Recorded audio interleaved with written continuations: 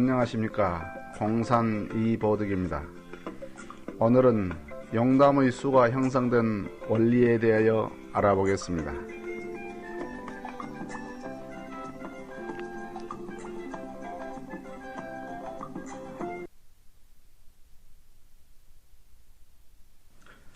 오늘 공부할 내용은 첫째, 용담의 수가 출현하게 된 근거. 둘째, 용담의 수가 형성된 원리. 셋째, 용담수의 특징입니다.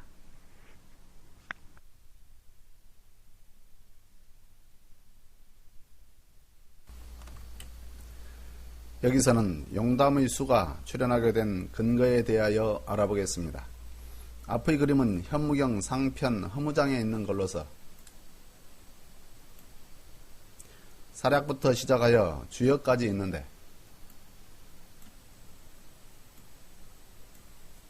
현무경의 특징 중 하나인 글의 뜻을 보고 풀이한다면 주역이란 주나라의 역이란 뜻도 담겨 있으나 한자의 뜻을 그대로 풀이하면 두루 바꾼다는 뜻이 들어있는데 글자가 뒤집어져 있으니 뒤집어서 돌려보라는 것입니다. 여기서 현무경 문장 중 이 문장이 위치해 있는 범위를 크게 생각한다면 이 글은 현무경 정종과 허무장 1절에 쓰여진 오경 7현무 중 오신술 자인진의 육양부가 끝나고 미사묘 축해유의 육음부가 시작되기 전의 글로서 육양부가 의미하는 동세, 양을 육음부가 의미하는 정세, 음으로 변환시키는 구절입니다. 그러므로 주역이란 글은 선천 동세를 후천 정세로 바꾸라는 뜻을 가지고 있으며 또 정세인 미사묘 축해유는 본래 순서대로 본다면 미유해 축묘 사로 시계 방향이었으나 여기서 방향이 바뀌어 시계 반대 방향으로 미사묘 축해유로 쓰이게 된 것입니다. 이번에는 문장 자체가 가지고 있는 작은 범주의 의미를 생각한다면 이 구절은 윗글이 열자요, 아랫글이 열자인데 마지막 글자가 주역이므로 1에서 10까지 변화 발전해 왔던 선천 낙서를 10에서 1까지 용담으로 다시 낙서의 길을 따라 되짚어 돌아가는 뜻의 원시 반본이 담겨 있습니다.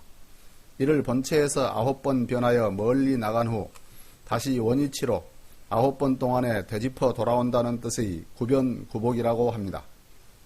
아래 글자인 일자 오결이란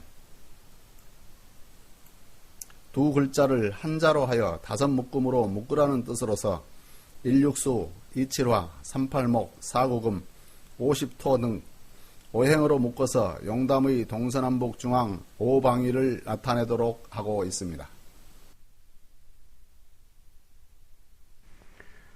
다음은 용담의 수가 형성되는 원리를 알아보겠습니다. 그 순서로 첫째, 1에서 10, 10에서 1의 순서에 의한 수.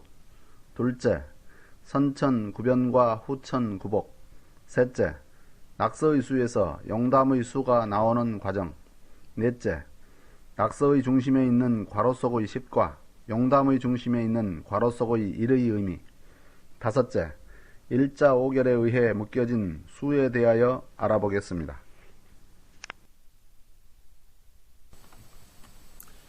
여기서는 용담의 수가 형성되는 원리에 대하여 알아보겠습니다. 한자는 위에서 아래로, 오른쪽에서 왼쪽으로 읽어야 하므로 사략부터 주역까지 1에서 10으로 차례대로 수를 쓸 수 있습니다. 그런데 마지막 글자인 주역에서 순서를 뒤집어 바꿔야 하므로 다시 1에서 시작하여 왼쪽에서 오른쪽으로 읽으면 10까지 순서가 됩니다. 여기서 위아래의 수를 서로 묶은다면 10, 29, 38, 47, 56, 65, 74, 83, 92, 11이 되는 것입니다. 다음은 이 수의 진행을 낙서와 용담의 수로 대응시켜 본다면 앞의 그림에서 본 것처럼 낙서는 본래 자리인 자성에서 9번의 과정을 거쳐 점점 멀어져 가므로 발산을 의미하는 구변이 되고 극처인 10의 자리에 이르면 용담은 새롭게 시작하여 본래 자리인 자성으로 9번의 과정을 거쳐 다시 돌아오게 되는 수렴을 의미하는 구복의 길을 걷습니다. 아래의 표 중 위쪽은 낙서의 수와 문항 8개의 순서를 나타내었고 아래쪽은 용담의 수와 용담 8개의 순서를 나타내었습니다. 여기서 낙서는 발산을 의미하고 용담은 수렴을 의미하는데 발산하는 길을 그대로 밟아 다시 본처로 돌아오게 되므로 원시 반본이라고 하며 발산하는 낙서의 수와 수렴하는 용담의 수의 합이 11이 되므로 11수를 도를 이루는 11성도 또는 본체에 다시 돌아온다는 뜻의 11귀체라고 부릅니다. 이번에는 낙서의 수에서 용담의 수가 나오는 과정에 대하여 알아보겠습니다. 앞의 그림을 보면 낙서의 수는 1부터 9까지 구궁수가 궁궁을의 모습을 만들며 발산의 길을 걷고 있습니다. 여기서 낙서는 변화 발전을 상징하므로 구수가 끝이 되고 완성수인 중심의 10이 숨어 있으나 본래 자리인 하도의 중심에 10수가 있었으므로 낙서가 제 역할을 다하면 중심에 잠복되어 있던 10수가 나타나면서 가운데 그림에서 보는 것처럼 합 11을 이루며 수렴 귀체하게 됩니다. 그러므로 10과 1, 9와 2, 8과 3, 7과 4, 6과 5, 5와 6, 4와 7, 3과 8, 2와 9, 1과 10이 서로 상대가 되어 11성도를 이루니 낙서의 자리에서 상대되는 수가 곧 용담의 자리와 수가 되어 오른쪽 그림처럼 용담의 구궁수가 배치되는 것입니다.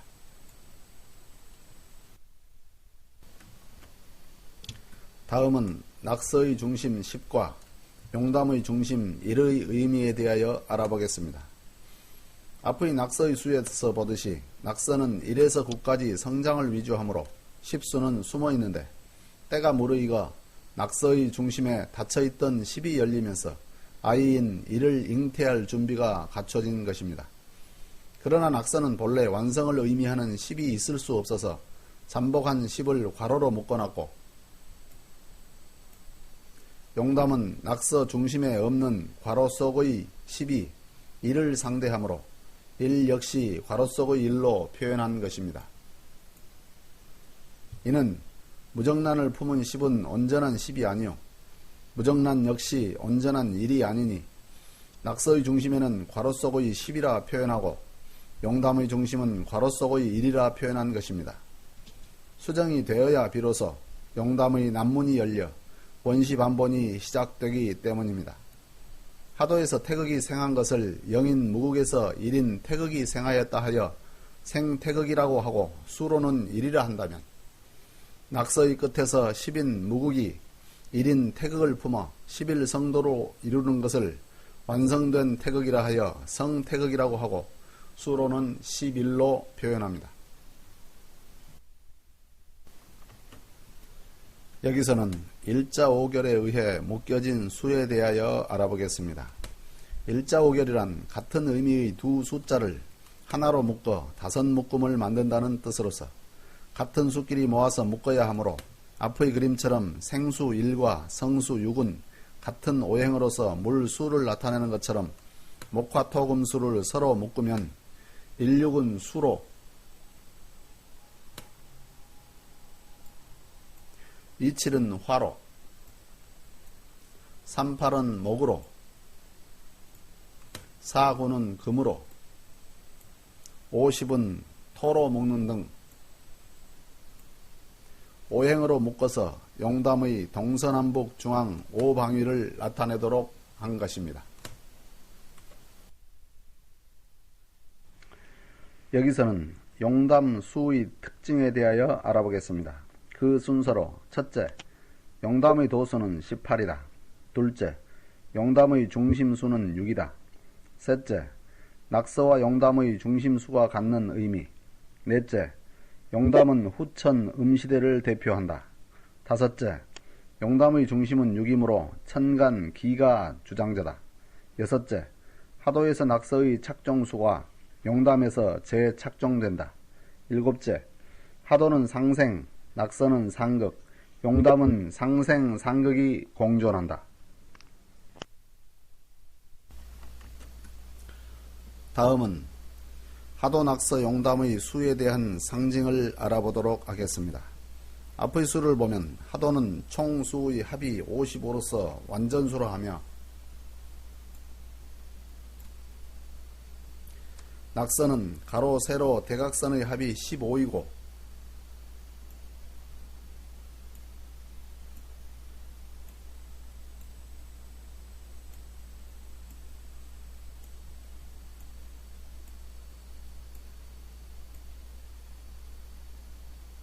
총 수가 45이므로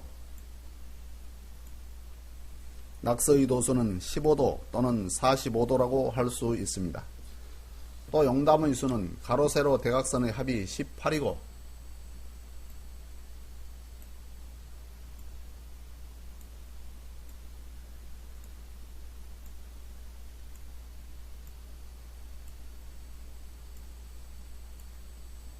총 수가 54이므로 용담의 수는 18 또는 54라고 할 수 있습니다. 그리고 용담의 중심에 16수가 들어가고 주변의 합수가 48이 되는데 수는 신이라고 했으므로 용담은 48신장이 중심을 둘러싸고 있는 모양입니다.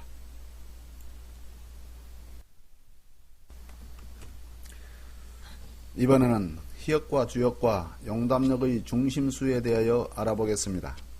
하도의 수는 씨앗 속의 유전자로 상징되므로 생명활동 전 과정을 나타낸 수라 할 수 있으나 복희팔계의 수는 태극운동을 나타낸 수로서 생명이 창조되어 현상에 드러난 순간을 나타낸 수라 할 수 있으므로 중심수는 복희팔계의 수를 써야 합니다. 앞 그림처럼 복희팔계의 수는 중심 0과 함께 1, 2, 3, 4, 5, 6, 7, 8로 나타낼 수 있으며 그 중심수는 4입니다. 4란 네 번째를 의미하므로 하도의 중심 천간을 갑을병정 중 정이라 할 수 있습니다. 다음으로 낙서는 문왕팔계의 수와 같으며 그림처럼 그 수는 1, 2, 3, 4, 5, 6, 7, 8, 9입니다. 여기서 중심수는 5이며 천간으로는 다섯 번째인 갑을병정 무 중 무라 할 수 있습니다. 또 용담은 그림처럼 그 수가 2, 3, 4, 5, 6, 7, 8, 9, 10이므로 천간으로는 여섯 번째인 갑을병정 무기 중 기라 할 수 있는 것입니다. 중심천간의 역할과 중요성에 대해서는 용담 천간에 대하여 공부할 때 자세히 알아보겠습니다.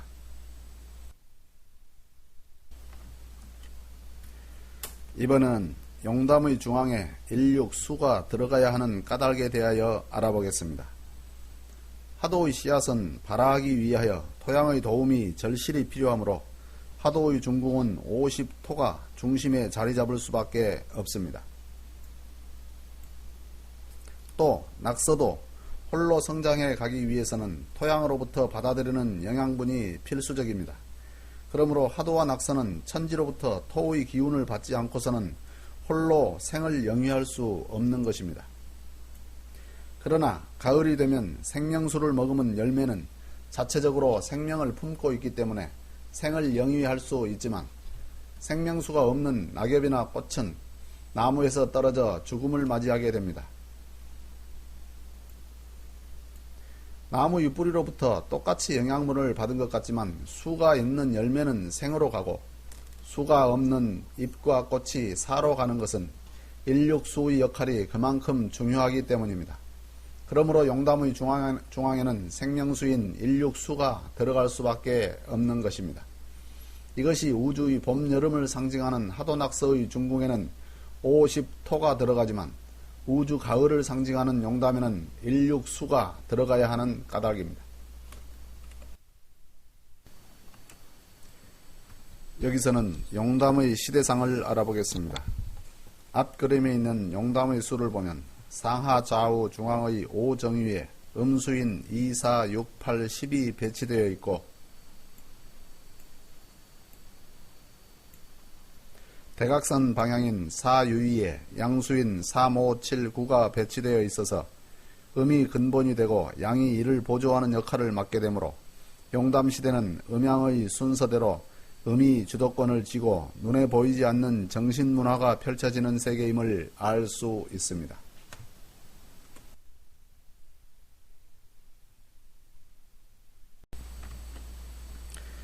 다음 그림은 천간 기를 중심으로 본 용담구궁 순서도와 배치도입니다. 용담의 중심은 6이므로 천간으로 본다면 갑을병정 무기 중 6번째인 기가 중심이 되는데 왼쪽 그림은 중심에 기를 배치하고 용담구궁 순서대로 천간을 순회하기 위해 첫 번째 순서로 천간 기를 세우니 일기, 이경, 삼신, 사임, 오계, 육갑, 칠을, 팔병, 구정, 신모의 순서가 되는 것입니다. 이 그림을 통해 순서대로 본다면 후천은 구궁문이 중심에서 남방문을 열고 진행되는 것을 알 수 있으므로 남방정사라고 읽었습니다. 그러나 오른쪽 그림은 본래 기의 순서가 6이므로 갑을 1로 잡고 기를 6으로 잡아 6기, 7경, 8신, 9임, 10계, 1갑, 2을, 3병, 4정, 5무로 배치한 모습입니다. 이 배치도를 보면 중심의 1, 6 수가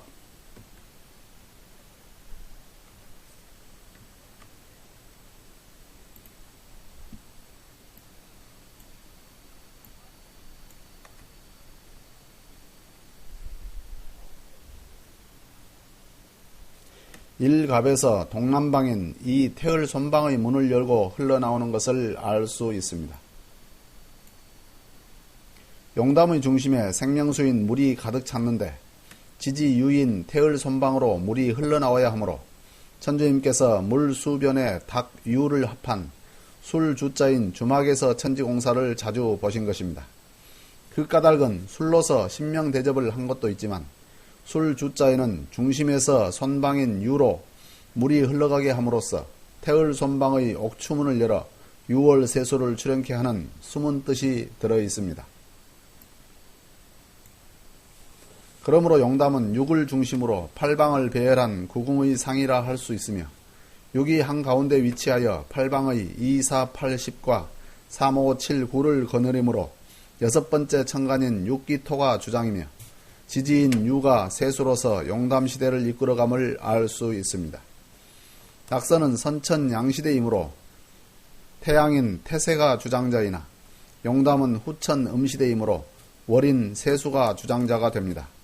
그래서 1989년 6월 세수의 출현에 의해 용담역과 환경역의 연월일시 분각이 모두 완성될 수 있었던 것입니다. 여기서는 금화교역과 수의 착종에 대하여 알아보겠습니다. 착종이란 정해진 자리가 서로 바뀌어진다는 뜻입니다. 앞의 그림 중 하도의 수를 보면 남방에 7이 화가 놓여 있고 서방에 구사 금이 놓여 있습니다. 그런데 낙서의 수를 보면 남방에 4구 금이 가고 서방에 27 화가 간 모습을 알 수 있습니다. 이것은 하도에서 낙서로 바뀌면서 오행인 금과 화가 서로 자리를 바꾼 모습입니다. 이를 말하여 금화교역이라고 하는데 수를 본다면 화의 대표수 2와 금의 대표수 9가 서로 바뀌어진 모습이므로 이구 착종이라고 합니다. 그러나 용담시대에 들어서면 착종되었던 낙서 남방의 4구 금과 서방의 27 화가 다시 자리를 바꾸어 재착종되어 남방 7이 서방 9사로 원래 자리였던 하도의 위치로 돌아가게 됩니다. 그러므로 하도에서 낙서로 착종되었던 수가 낙서에서 용담으로 재착종됨으로써 금화 재교역이 되어 원위치로 가게 된 것입니다. 이를 원시반번이라고 할 수 있습니다. 그러나 원시반번이라고 하여 모든 수가 원위치 된 것은 아닌데 그것은 마치 봄이 가을과 기온은 같으나 기운이 서로 다르게 느껴지는 것처럼 중심과 북방의 수는 하도와 용담의 수가 서로 다르기 때문입니다. 다음은 하도낙서 용담의 상생상극작용에 대하여 알아보겠습니다. 그림에서 보는 것처럼 하도는 오행이 수생목, 목생화,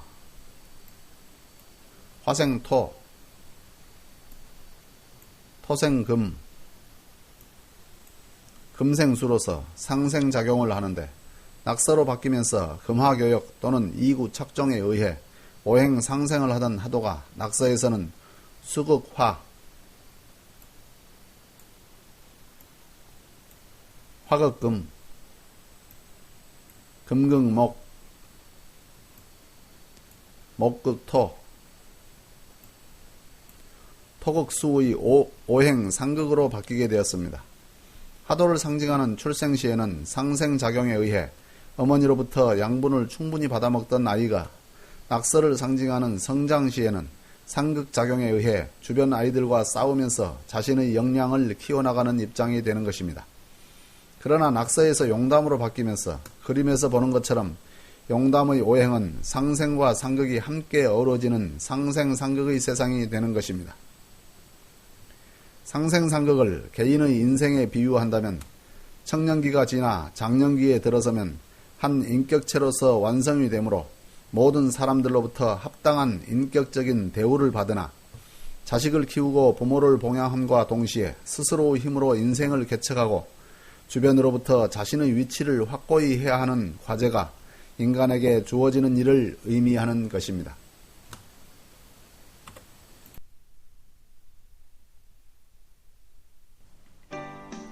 이상으로 용담의 수가 형성된 원리에 대하여 알아봤습니다. 다음에는 용담의 간지에 대하여 알아보겠습니다.